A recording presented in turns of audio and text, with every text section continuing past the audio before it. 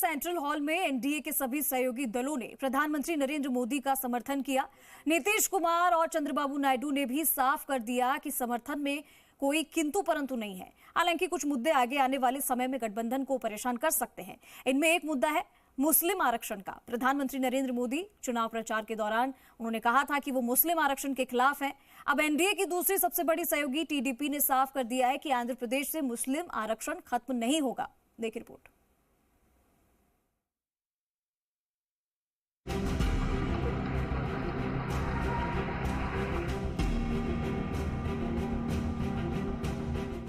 Muslim reservation will be continue in Andhra?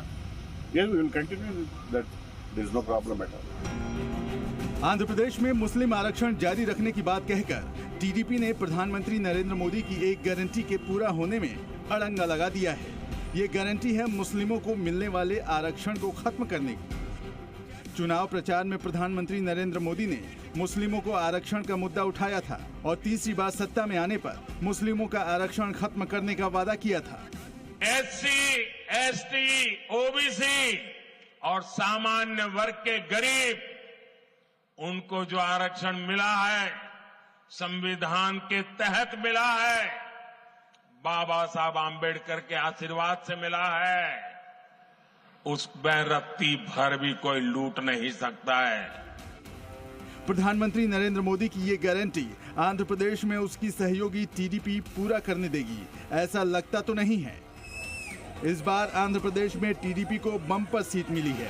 न सिर्फ लोकसभा चुनाव में बल्कि राज्य के विधानसभा चुनाव में भी एनडीए गठबंधन की जीत हुई है और इस जीत में मुस्लिमों की भी भूमिका है। राज्य की कुल आबादी का 7.5% आबादी मुस्लिम है।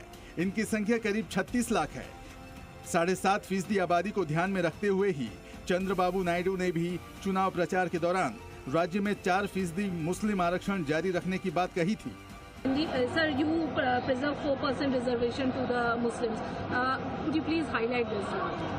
No, from the beginning we are supporting 4% reservations. That will continue. TDP मुस्लिमों को आरक्षण के समर्थन में है।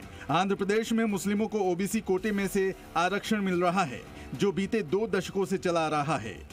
इसकी शुरुआत कांग्रेस ने ही की थी।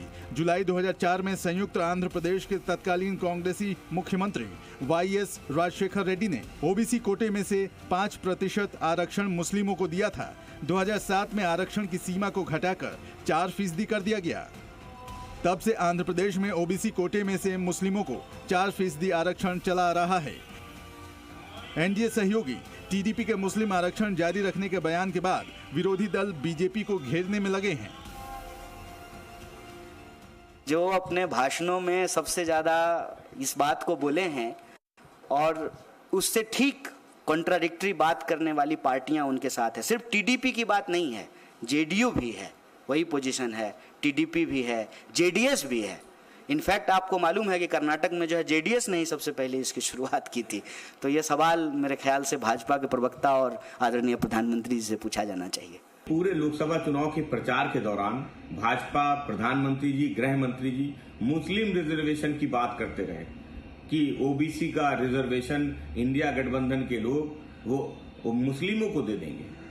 टीडीपी वो इस बात को कह रही है कि मुस्लिम रिजर्वेशन देंगे, मुस्लिम रिजर्वेशन जारी रहेगा। भारतीय जनता पार्टी का यही असली चरित्र है।